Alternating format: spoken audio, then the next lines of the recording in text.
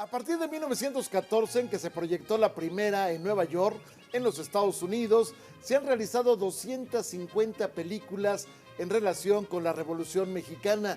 Los personajes mágicos de Francisco Villa, de Emiliano Zapata, se han confundido con los personajes míticos como son Juana Gallo, como son la Valentina, como son la Adelita. En este escenario, bueno, pues hay muchas historias que contar en torno al cine de la Revolución Mexicana. Hoy nos metemos al escenario de la Revolución Mexicana, las películas de la Revolución. Mi nombre es Alberto Barranco Chavarría y esto es Leyenda Urbana.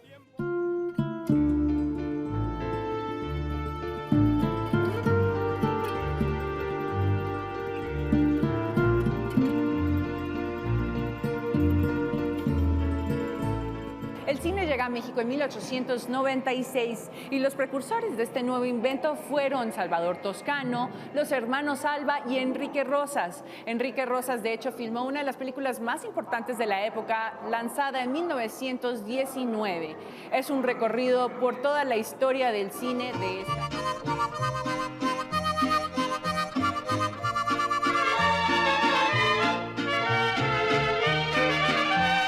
¿Cuál es el personaje que más han recreado las películas de la Revolución? Bueno, pues sin duda Francisco Villa. Él y Emiliano Zapata son las estrellas, pero acapara más películas Francisco Villa. ¿Cuántas de ellas? Bueno, son innumerables. Podemos hablar de una gran cantidad también de actores mexicanos que han recreado, que han entrado al escenario de este personaje. Podemos hablar, desde luego, de Pedro Armendáriz.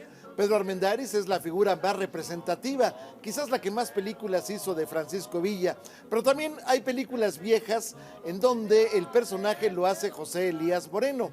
Hay otro caso también donde hasta el Chato Padilla, que es un personaje más bien cómico, llegó a interpretar a Francisco Villa, pero también, bueno, podemos hablar de un Antonio Banderas, podemos hablar de un Tony Aguilar. Antonio Aguilar varias veces también hizo a Francisco Villa, pero también hay una parte donde el escritor chapaneco, el gran escritor de cuentos, Heraclio Cepeda, llegó a interpretar el personaje de Francisco Villa.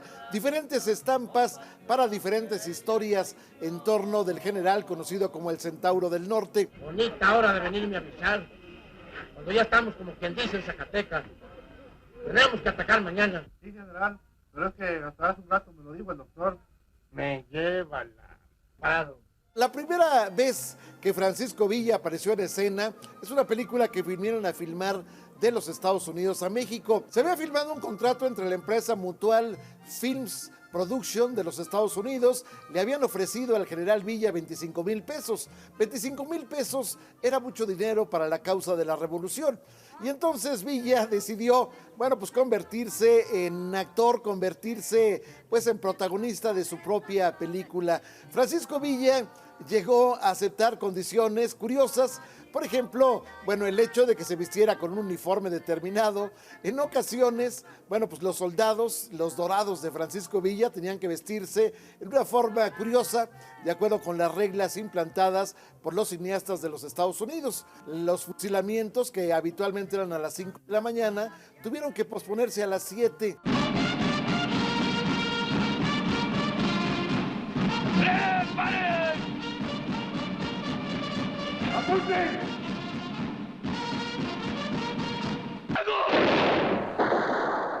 ¿Qué es lo que veían los Estados Unidos, los cineastas que venían a este lugar a recrear las batallas de Francisco Villa? Bueno, veían escenas terribles. De pronto, una vez que habían fusilado algunas personas, resulta que la gente tomaba piedras, llegaba, les abría la boca a las personas, les rompía los dientes para sacarle los fragmentos de oro que tenían incrustados. Ese era pues lo que veían en los Estados Unidos. De pronto resulta que, bueno, se presentaba una batalla, la batalla no era tan espectacular y entonces los cineastas de los Estados Unidos tenían que llevársela a los estudios de Nueva York para poder recrear la batalla, agregarle algunas cosas para darle mayor, vamos a decir, mayor emoción, mayor emotividad.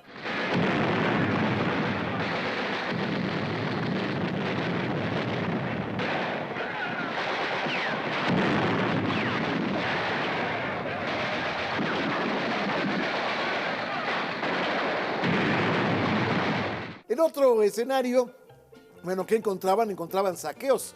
El momento en que se levantaban los muertos, bueno, pues llegaba la gente a llevarse las botas, a llevarse las cananas, a llevarse los uniformes, a llevarse todo aquello que pudiera en su momento servir a la causa de la revolución. Francisco Villa se burlaba de los camarógrafos. Francisco Villa de pronto decía que iba a hacer una escena cabalgando, se lanzaba a todo galope en el caballo, levantaba una espesa polvareda y naturalmente los camarógrafos no podían detallarlo. Y entonces él se reía a carcajadas.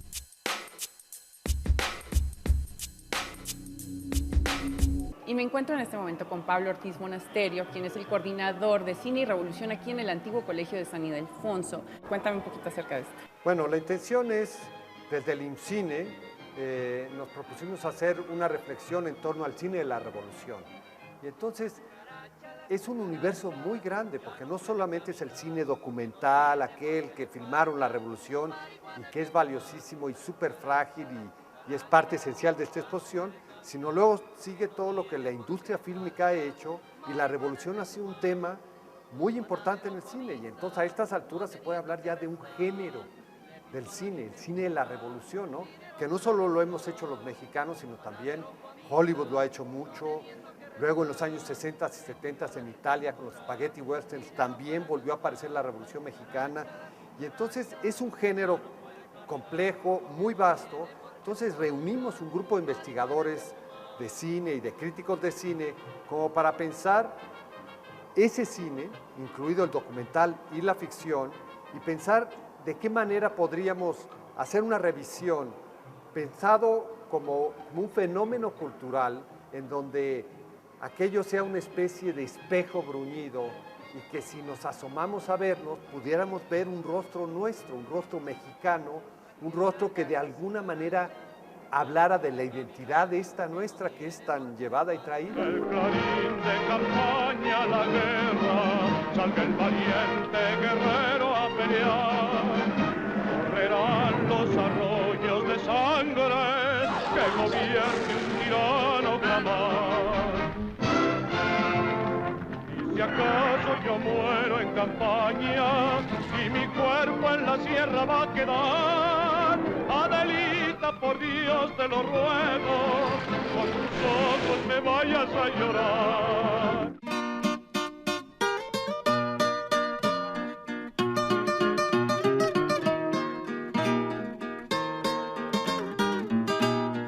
Posteriormente, bueno, Francisco Villa aceptó y hacer las cosas con más calma, pero evidentemente Francisco Villa no era actor. Sin embargo, bueno, se haría una película que se presentó en 1914 en Nueva York, en donde se habla de la vida. De hecho, la película se llama La vida de Francisco Villa.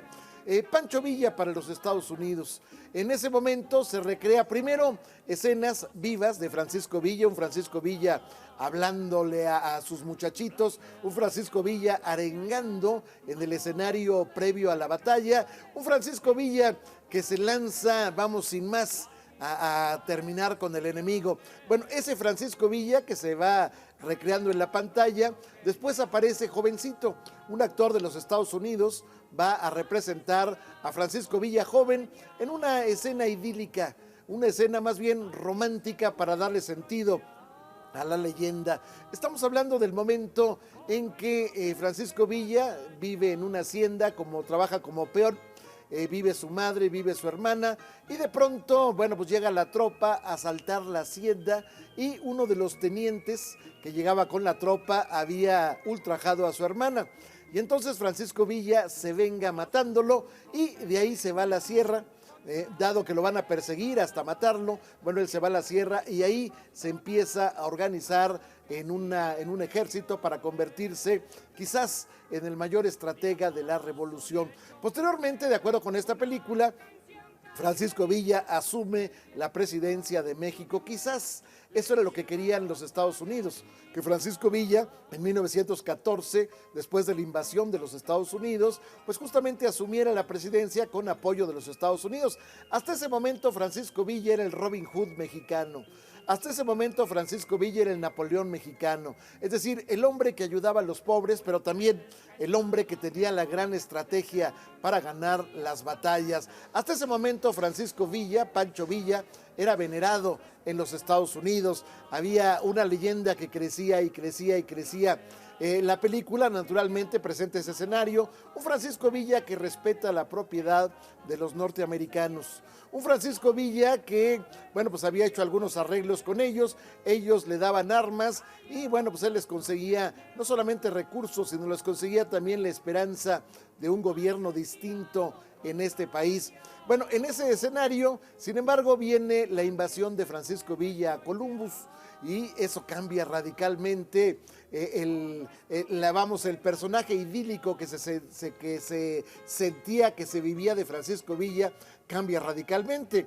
De aquel personaje mágico, de aquel personaje que representaba toda una escena romántica, bueno, se convierte Francisco Villa en un bandolero, se convierte en un enemigo de los intereses de los Estados Unidos y entonces se hacen películas en donde se le satiriza. Por ejemplo, hay una que se llama Pedro López, algo así como Pancho López. En esta película, bueno, se presenta un Francisco Villa sanguinario, un Francisco Villa que quiere acabar con todo, pero sobre todo con los Estados Unidos. Ese tipo de películas, bueno, van creando quizás con más fuerza la leyenda de Francisco Villa. Incluso hay dibujos animados donde aparece el general Francisco Villa, pero paradójica y curiosamente es vencido por los héroes de los Estados Unidos. Finalmente, aparece en escena un Billy the Kid, aparece en escena uno de los personajes que en su momento recreaban la pantalla de los Estados Unidos y ese vence al tal Pedro López, que naturalmente decíamos es el general Francisco Villa.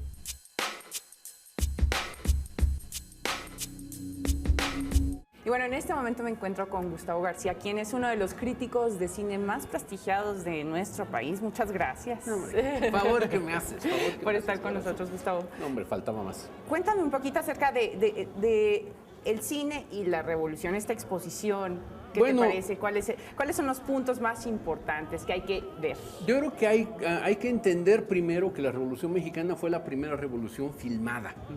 O sea, mientras que se sabe poco incluso de la Revolución Soviética, porque hay poca imagen, de la Revolución Mexicana, desde el primer momento hubo cinematografistas mexicanos que ya estaban filmándola, luego cinematografistas extranjeros. Entonces, ya tenemos una imagen muy clara, es decir, cuando se empiezan a hacer las ficciones allá a finales de los años 20, principios de los años 30, ya los cineastas saben cómo tenía que verse la revolución, porque ya había un antecedente cinematográfico, trenes, cargas de caballería, en fin, ¿no? Cómo se movían los caudillos, ¿no? Incluso uno podía ver cosas tan curiosas como que a Pancho Villa le encantaba ser fotografiado y le gustaba mucho, tan es así que incluso hizo 2 películas. Sí. Hizo Su vida de Pancho Villa, en donde él de joven era Raoul Walsh, nada menos. O sea, entonces tenía ojos azules y era rubio y no sé qué. Y de repente algo le pasaba que se convirtió en Pancho Villa. ¿Por qué le llamaba tanto la atención? Mira, porque el cine tiene el poder que antes creían que tenía el ser momificado. Es decir, te da la perenidad total, que es el gran sueño de un caudillo. Claro. O sea, tú piensa en Hitler, cómo le gustaba ser fotografiado y filmado antes de decir sus discursos. O sea, Lenin es el que decide que el cine es el arte más importante. O sea, los grandes dictadores están fascinados. Vamos, Mussolini mismo. Mussolini es el que crea Cinecittà. O sea, hay una vinculación entre poder, perpetuidad y cine que es enormemente clara. Son las nuevas pirámides. En cambio, por ejemplo, a Zapata no le gustaba. Si tú te fijas en las imágenes cinematográficas de Zapata, Zapata miraba con mucha desconfianza a la cámara. De hecho, bajaba la vista. O sea, había todo este atavismo muy del indígena del centro del país, de que ser visto es algo, pues es algo malo, sí, te roba el alma, digamos, ¿no? Exacto. O sea, por ahí más o menos podía ser. Entonces, y eso, fíjate que se traspasa después a la ficción, porque tenemos muy pocas películas de ficción sobre el zapatismo, o sea, Zapata es el gran ausente, mientras que de Pancho Villa hubo toda una enorme corriente prácticamente, ¿no?, que pues arranca con Revolución, una película de Contreras Torres de 1931, y pues en fin, pues, o sea, hemos tenido una enorme cantidad de Panchos Villas, algunos mejores que otros, sin duda ninguno ha superado a Vámonos con Pancho Villa, la película del 35 de Fernando de Fuentes. ¿Qué hicieron con Becerrillo? Allá está, mi general. Estamos en un escenario maravilloso, una de las exposiciones más bellas que se han presentado en México, Cine de la Revolución, dentro del escenario de los festejos por el centenario del inicio de la Revolución Mexicana. Estamos naturalmente aquí en el Colegio de San Ildefonso, alguna vez la Escuela Nacional Preparatoria. Bueno, a veces las escenas de la Revolución se filmaron en vivo. Allí están, como de los héroes de la película, vamos a decir, Salvador Toscano, que recreó una cinta que se llama Memorias de un Mexicano. Salvador Toscano nos lleva de la mano a las batallas que se dieron en 1913 en el escenario de la llamada Decena Trágica. Salvador Toscano nos recrea en el momento en que Francisco I. Madero realiza la llamada Marcha de la Lealtad, cuando sale del castillo de Chapultepec en defensa del Palacio Nacional, se detiene en un estudio llamado Daguerre y ahí finalmente se toma una fotografía que sería histórica. Francisco I. Madero a caballo enarbolando la bandera mexicana. Bueno, todas esas escenas nos las recrea Salvador Toscano y nos las presenta, repito, en el escenario de una película maravillosa, Las Memorias de un Mexicano. Pero también hay otro cineasta que se mete al escenario mismo, a la pasión de la revolución. Estamos hablando de Jesús H. Avitia. Jesús H. Avitia va a realizar una película también en donde se va a dar cuenta de qué es lo que está pasando casi simultáneamente a lo que está ocurriendo en el país. México, las butacas, los cines de entonces van a permitir ver escenas vivas de la Revolución Mexicana. Y hay un personaje más que se mete en este escenario de recrear lo que está ocurriendo. Vamos a meter la cámara en la escena viva de lo que está ocurriendo en México. Estamos hablando de Enrique Rosas. Él filma una película que se llama El Automóvil Gris. En esta película presenta una escena viva, descarnada, del momento en que van a fusilar a los integrantes de la banda del Automóvil Gris. Pero digamos que Enrique Rosas era un cineasta de oportunidad, era un cineasta de coyuntura. En 1919, después de la muerte de Emiliano Zapata, después de la trampa que le tienden en la hacienda de Chinameca, bueno, en ese momento Enrique Rosas prepara escenas, filma escenas donde está el caudillo del sur, donde está Emiliano Zapata muerto, donde el pueblo llega a velarlo, donde, en fin, el dolor de México se plasma en oraciones, se plasma en lágrimas, se plasma en cirios. Bueno, ahí está Enrique Rosas filmando esto y después, a semanas solo de la muerte de Emiliano Zapata, nos va a presentar una película en que se habla de la vida justamente de Emiliano Zapata. Se presenta un Zapata también, vamos a decir, romántico, que de pronto se revela ante la injusticia. Un Zapata que le habían muerto los ideales, un Zapata que vive la injusticia de los hacendados, un Zapata que es azotado cruelmente por el hacendado al que servía, y posteriormente un Zapata que ve cómo a su hermano Eufemio Zapata le van a matar la familia, le van a matar la esposa, le van a matar los hijos. Bueno, ese Zapata que se levanta en armas, ese Zapata que enarbola la bandera de la revolución, el Zapata que pide tierra y libertad. Eso es lo que se va a crear en esta película que se proyecta en 1919.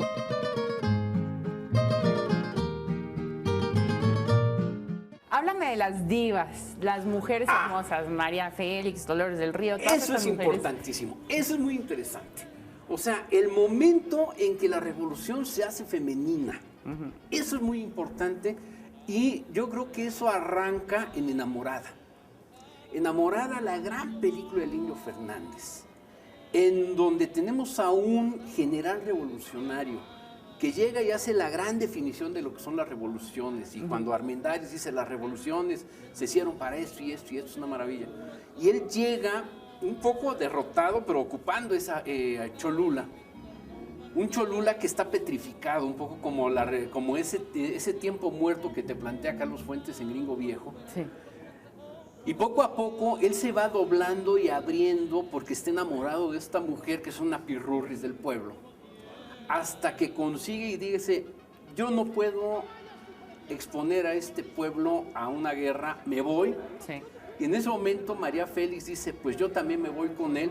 Y que claro, una lectura feminista diría, ahí va Corriendo. esta pata tras el macho. No, es el momento en que la mujer de clase media o alta decide entrar a la historia. O sea, decide cambiar su vida cotidiana por la epopeya. Y a partir de ahí, sobre Momento todo clave. la figura de María Félix, que claro, lo que pasa es que los mexicanos siempre han despreciado mucho a María Félix, pero es muy importante su trabajo, tanto en La Cucaracha, como en Juana Gallo, como en fin, en La Generala y tal. Ella le da un rostro femenino a la revolución, invade el territorio de lo masculino y le da una lectura no nada más femenina, sino que erotiza a la revolución. Claro. Es decir, cuando en La Cucaracha tenemos al Indio Fernández ante una María Félix que se desnuda, y el tipo en ese momento, en vez de violarla, se quita el sombrero y empieza una especie de diálogo de, bueno, pues ya usted se quitó sus cosas, pues bueno, vamos tratándonos como gente decente, ¿no? O sea, pero hay algo que no tienen las otras revoluciones cuando María Félix interviene.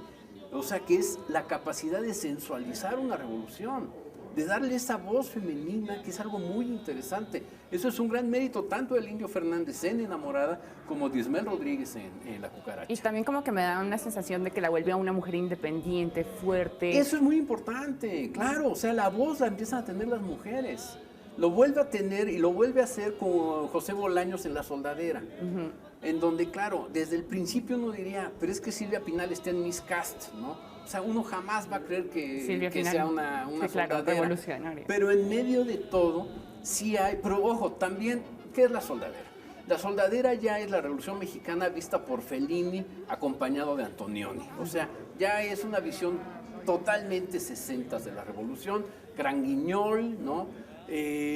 Hasta un poco teatral, pero que todavía que te funciona, porque son los últimos intentos de modernizar la visión de la revolución.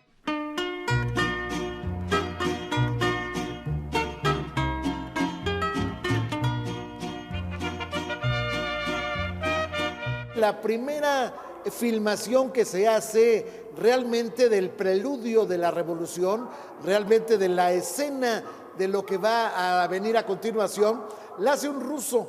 Ese ruso se llama Sergei Eisenstein.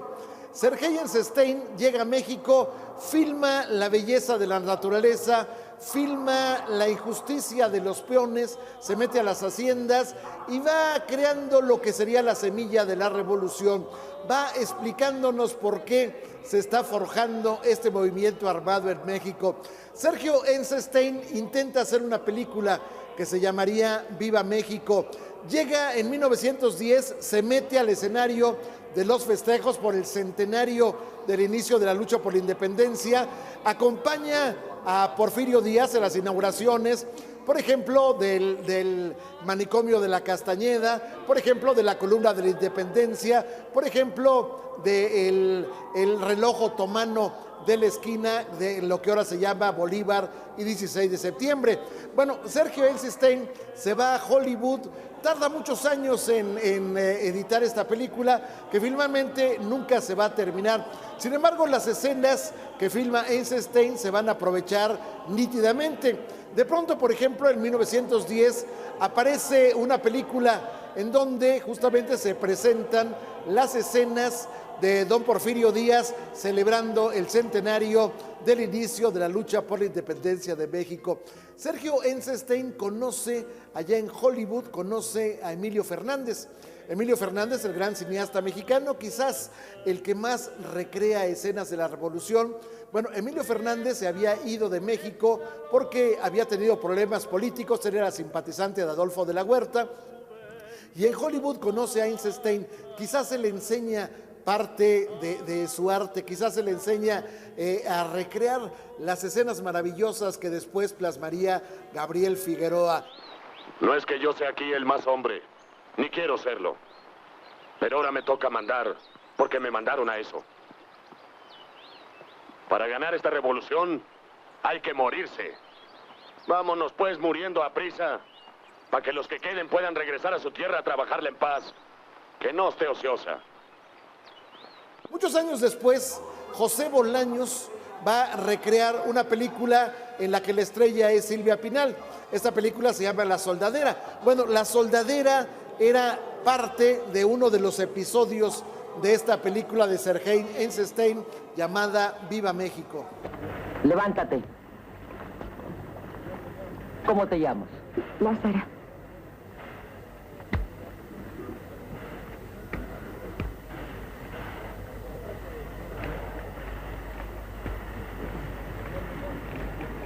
Ven.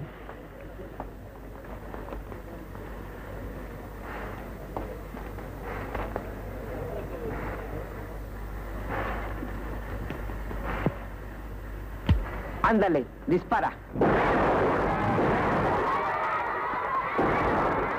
Toda una historia, toda una aventura, el cine de la revolución.